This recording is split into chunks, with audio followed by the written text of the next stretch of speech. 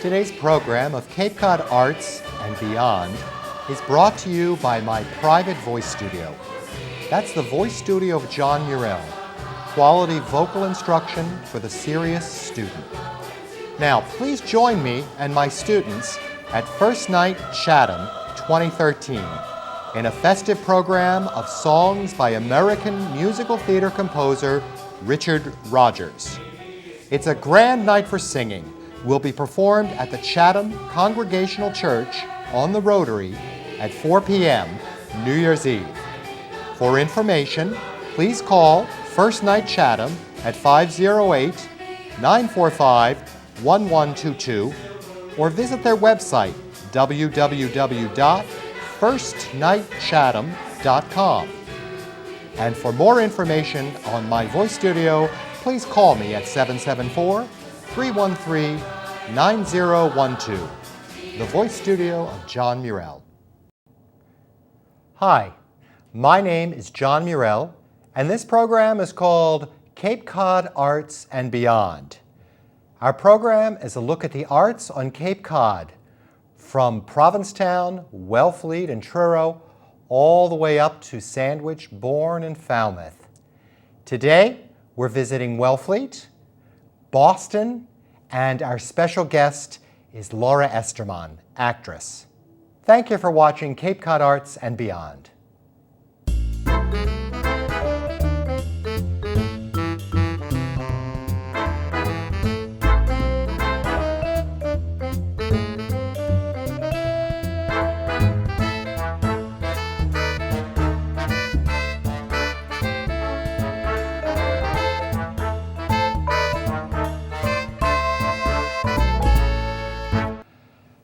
You know, folks, there's really very little reason to sit home on Cape Cod, even in the off-season.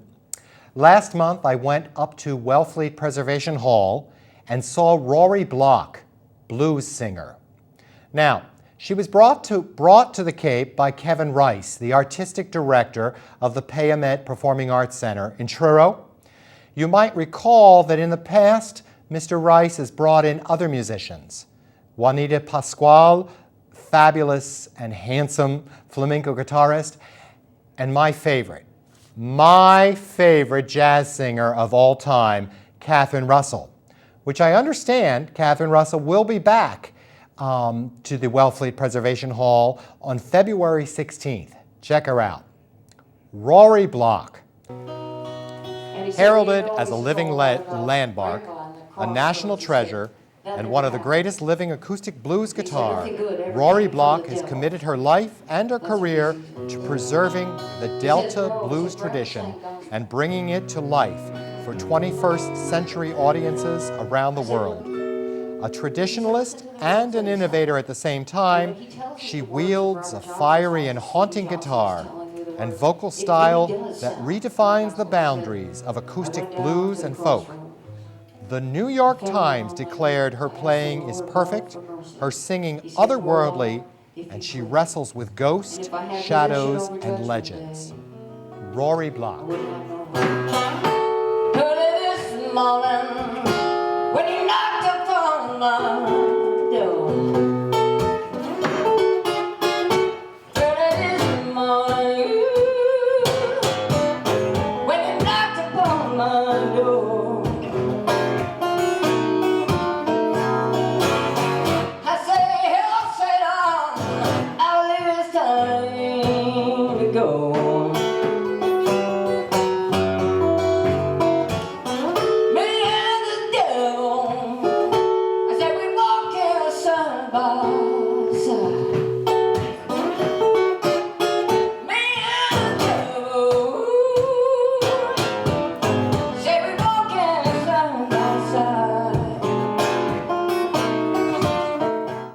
I'd like to tell you about a couple exhibitions at the Museum of Fine Arts in Boston.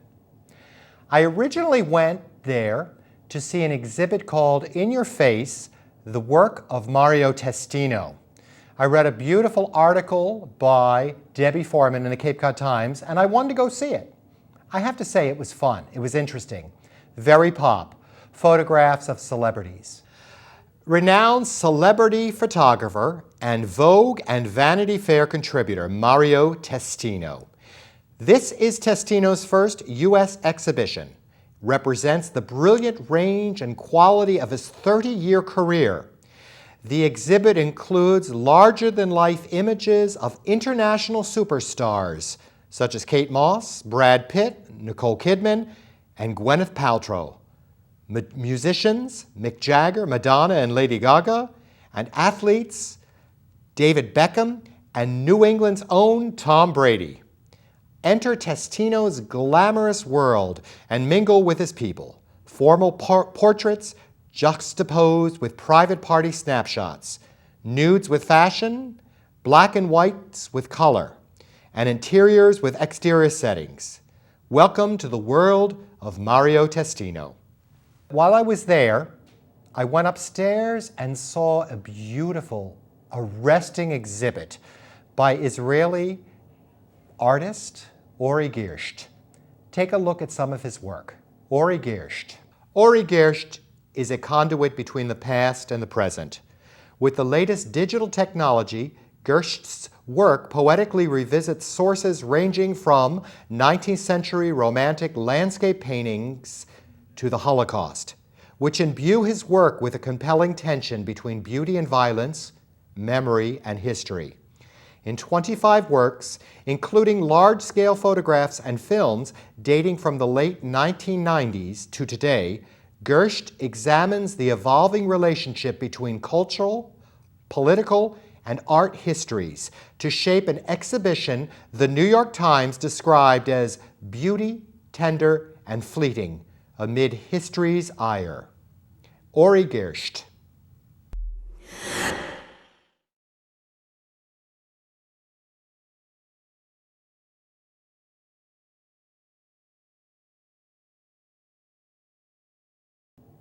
As you might have remembered, last season on Cape Cod Arts and Beyond, we took a look at the Isabella Stewart Gardner Museum's new addition by architect Renzo Piano. And in that show, I showed you their beautiful concert hall. Well, I have been waiting for the right time to see a recital there, and last month was. I had the great fortune of hearing Jennifer Johnson Cano, mezzo-soprano, in recital. It was an elegant, beautiful affair. Miss Cano sang songs by Liszt, Manuel de Falla, Herbert Howells, Benjamin Britten. She finished the recital off with the Gypsy Songs by Antonin Dvorak. Now, I'd like to play a little bit of her singing, but it wasn't from the recital. She will be singing a song in German called Wenn mein Schatz Hochzeit macht, which translates as When My Darling Has Her Wedding Day. It is from a group of songs called Lieder eines fahrenden Gesellen, which means Songs of the Wayfarer, by Gustav Mahler. Here's a bit of the translation. When my darling has her wedding day, her joyous wedding day, I will have my day of mourning.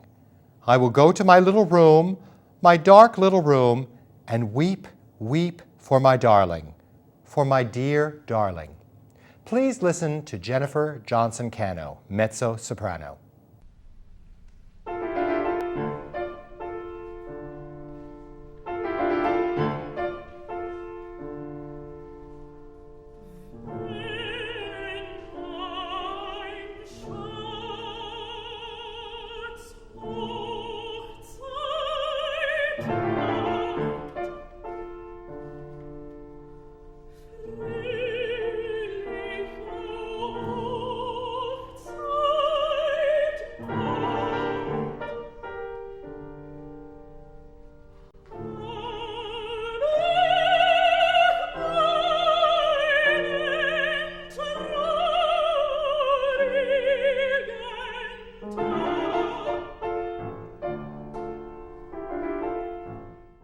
Today's guest on Cape Cod Arts and Beyond is actress and teacher Laura Esterman. Miss Esterman studied with Uta Hagen and at London Academy of Music and Dramatic Arts. Her Broadway credits include The Show Off and The Suicide. Off-Broadway credits include Mike Leigh's 2,000 Years at the New Group, Marvin's Room, in which Laura won the Drama Desk Award, the Outer Critics Circle Award, and the Obie Award for Outstanding Actress. She has worked at the Arena Theater in Washington, D.C., the Goodman Theater in Chicago, Mark Taper Forum in Las Vegas, and the Guthrie Theater in Minneapolis. Her film credits include Ironweed and Addams Family Values. Ladies and gentlemen, Laura Esterman. All right, Cape Cod Arts and beyond. I'm very excited about today's program because I have the real deal here. Today, Laura's laughing. I have Laura Esterman, actress. Laura, my first question is, actress or actor? I never know what to call women. I know. What do you think? Please call me actress. Actress? It's such a pretty word. It is, You okay. know, and I know it's politically incorrect, but I just don't get it, really. You don't, everybody's And not it's the same. confusing. It is. And, you know, it's not like we compete with men for roles. Okay. I know eventually we'll probably go the way of poetess and sculptress, but for now, I like it. Like I used to call it a just- flautist, but I guess we don't call them flautists We anymore. don't? We call What them do we call flutist. them? We do? I guess so. We should call them flautists, probably. But I'll call you an I'm sort of actress. a language freak, so Actress, you know, I would imagine, right? Actress is pretty. I like actress. Yeah. All right. It seems to me that anyone that can memorize lines have the right to call themselves an actor or an actress. But you know as well as I do, sweetheart, there's a lot more to acting. Well, you and know, I think I know it and you know it, but tell us, what is it? do people really think that? I mean, that would make everyone who can memorize a chemical formula A scientist. Einstein. I don't, you Well, know. what is the- what it's is- not what is the- about, first of all, it has to be something that you need to do, not something that you think would be sort of fun. Yeah, yeah. You know, I think For you starters. need training. You You have need to earn a training. living. Yeah. You have to compete. This is not playtime, is it? People have no idea how difficult it is. Brutal. Brutal. And if the rewards of it are not as great as I find they are, then don't do it, please. It's too hard. It is. And it never gets easier because you get to a certain level and it's still hard. And then you think, well, there are all those people who haven't gotten to this level. I mean, people see that, but you're still, when you're out of work, you're out of work. You feel like you'll never work again. Yeah. Invariably, no matter what you know in your head. You've been fortunate, right? I've been pretty fortunate, but you know, it's never enough. When it's like a drug. It's like a drug to which you are addicted, and when you don't have it, you're always thinking about it. I see.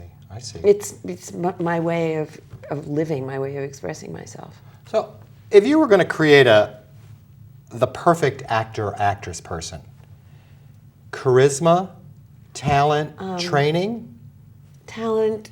and what is talent? Talent is Is it the passion that you're talking about? no, talent is that intangible thing. Talent is a gift. Well, that's what it means, literally, right? I don't know. It's a combination of charisma, imagination, creativity, passion. It's, you know, what distinguishes the workman, like, what distinguishes the craftsman from the artist? What distinguishes even to get in the corps de ballet, you have to have a great amount of talent. Mm-hmm. And then what distinguishes the corps de ballet dancer from the soloist? Right. Talent is an intangible. Why can somebody do everything right and still not be interesting as an actor? You can do everything right. Right. You can learn your lines. You can stand in the right place. And you actually can have You a can career even have a without cer- talent, right? Yes, you can. You can have a career without talent. Not on stage, probably, Okay. because everything is hanging out, your whole body's hanging out. You can get away with it more, but you can get away with it on stage. But you can get away with it more easily on television and film because people can edit around you. And if you're incredibly pretty or beautiful or handsome, you can have a career of sorts. You can't play Hamlet. And sometimes those people think they can. And sometimes they try, and sometimes people say, this is great, even when it's terrible. Acting, I've said this before, it's not like an original thought, but acting is the only art where you can get away. Maybe in some of the visual arts now you can too. You can kind of fake it. But acting is the only art where you can fake it. You cannot sit down in front of a piano and fake it. You can't get in front of an audience at the Met and fake it. But you can get on stage or on film basically with very little technique and get away with it. You can. That's why people don't get it, how hard it is to be. Because they think, well, I could do that. I did that in school. I think, well, that's what I was saying in the very beginning with but you. it's, they can't really.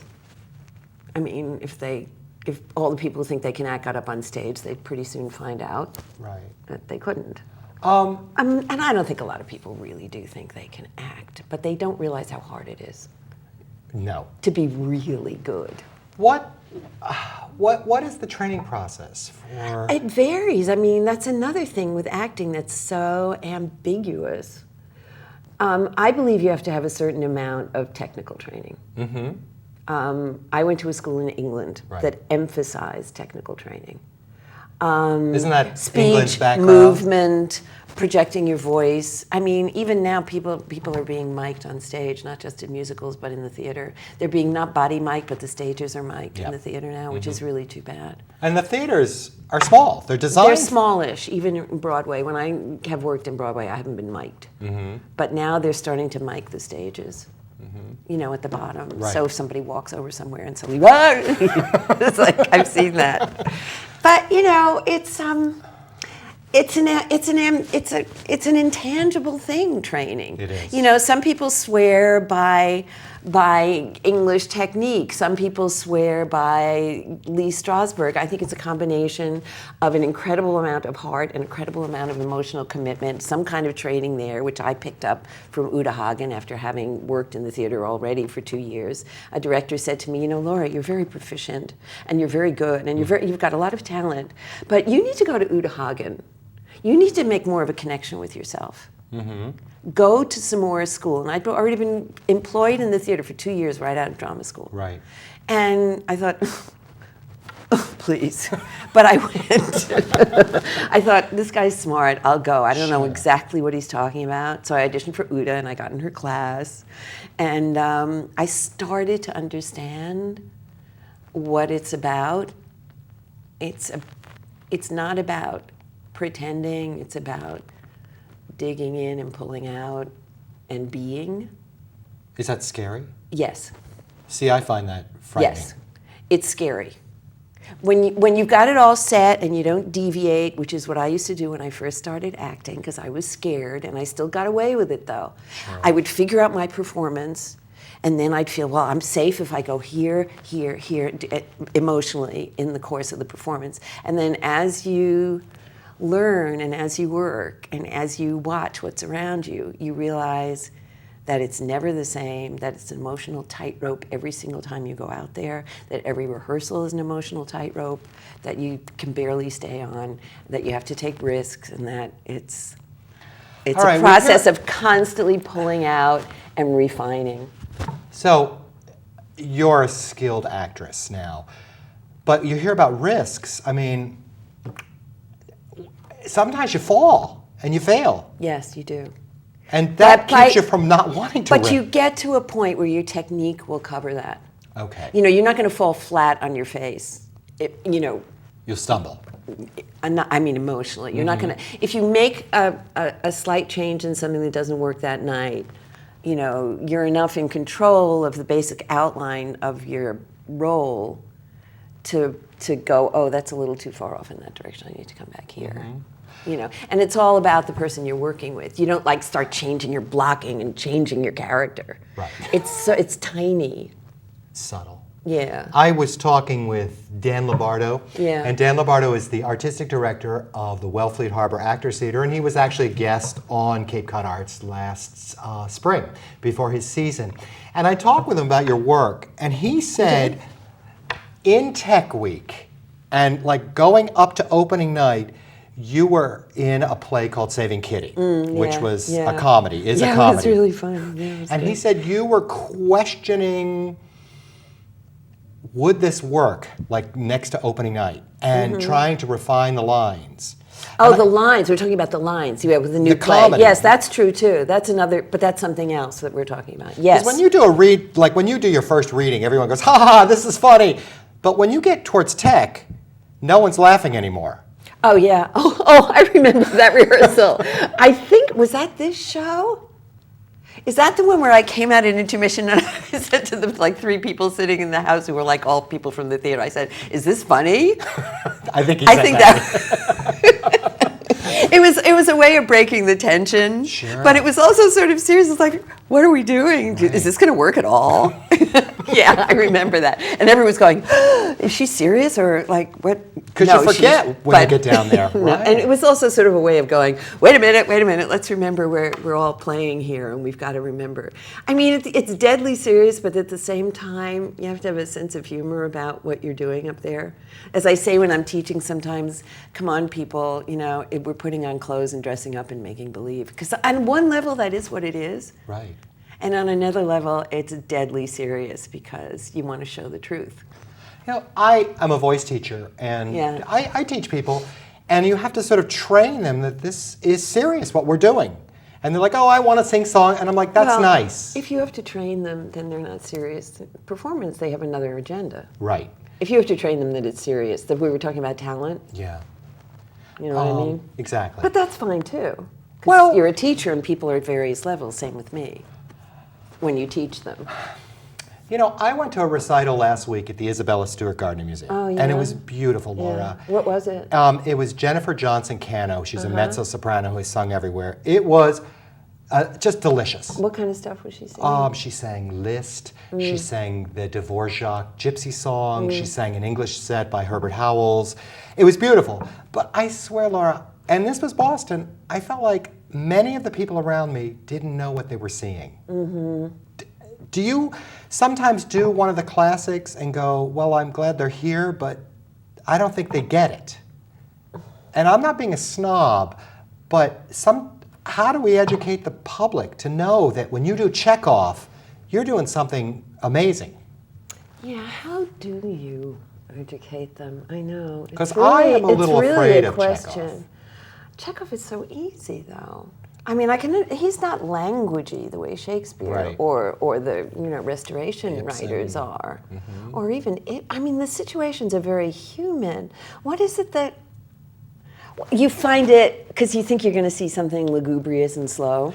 And I hate that, but Because bad Chekhov is really bad, and bad Shakespeare is really bad. And when you see too much of it that's bad, you lose your taste for it, and you think, who would want to watch guess- this? And it's hard to do it well. it is. But it's better than not doing it at all. Right. I've been in Chekhov that hasn't been perfect, and Shakespeare that, I don't know, it's a real dilemma. It's like, how do you do that? You can't always totally succeed. And sometimes, audiences will respond. I have this beef about the English, although I studied there, and I'm a huge Anglophile, and I love them, and I do. Yeah. And I went there to study because of their ability to do that. But sometimes people will sit there and they'll say, well, I'm supposed to like this, it's the Royal Shakespeare Company. Right. But I'm not getting any emotional, kick out of this. Although everyone seems to be doing everything perfectly, what's wrong with me? And sometimes a production can go too far on the technical side. Okay. And sometimes it can go too far on the side of trying to find the humanity at the expense of the language. Right. Like you might get that in American production, or you might not. But the thing is to have them both. And that's kind of rare, and that's why it's difficult to pull it off. And the same is true with Chekhov. Right. It's like, is it a comedy? Is it a tragedy? How do the Russians do it? I don't know. They all sit around and talk really slowly and cry. No, they don't. They all laugh, and we're gonna. This is gonna be a comedy. I just Okay. did a reading of the Seagull, and it was. I don't know if this production gets done. It would be tending more towards the comic side from what the director was saying. I mean, they were sort of doing a reading of it for a director for a theater to try it out, and. That's a question. How do you? And I know you're an opera lover, and I am too. It's like, how do you get people to love opera? Well, you have to kind of sneak it up on them, maybe. But you can't make them. There's never going to be a universal audience for opera the way. Okay, the Met is doing a new production of The Barber of Seville by Rossini. They're going to do it in English, and they're in their advertisements. It's under 2 hours. I know. I saw Now, that. I'm like, it's not what Rossini wrote. I know. I don't want to see it. I don't want to see it. Nor do I want to see the abridged magic flute that they do for Christmas for kids. I mean, but maybe it'll bring some people in, and maybe it'll give them a taste. To me, that's the least good way to give people a taste for opera. But Right. you have to. I don't know. I mean, I just grew up with it in my blood, and I like dramatic stuff, and I don't even like The Barber of Seville. If I had a choice, I'd never listen to it again. I mean, I like the tragic operas. Not that The Barber of Seville is not a great work of art, which it is, but it's not my favorite thing. I don't know. I don't know the answer to that question. Okay. We may never have it.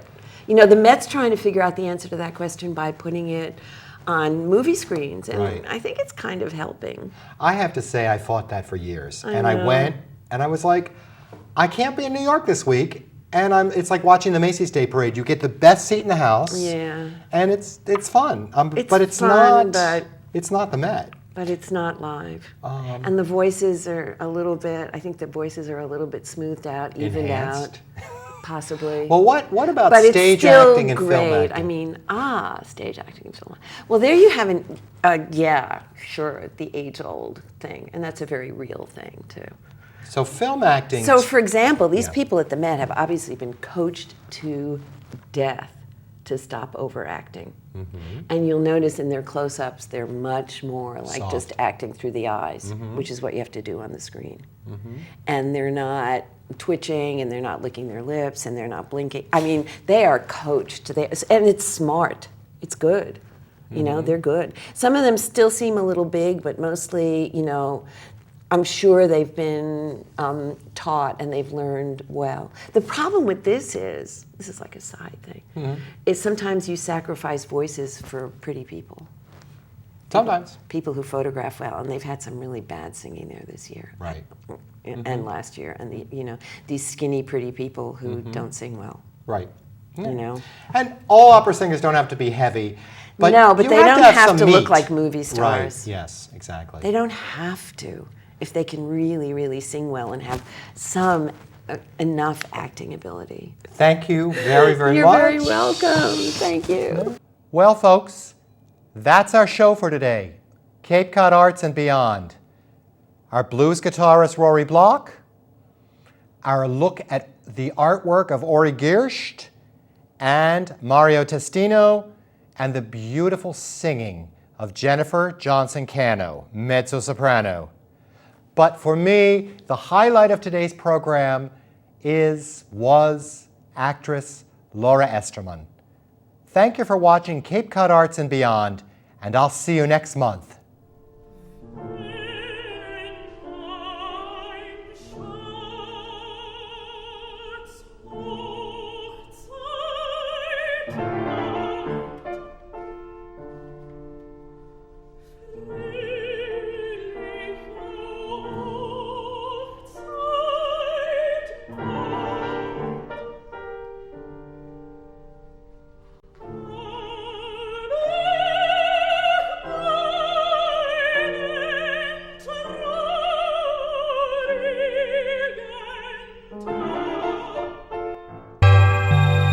Thank you.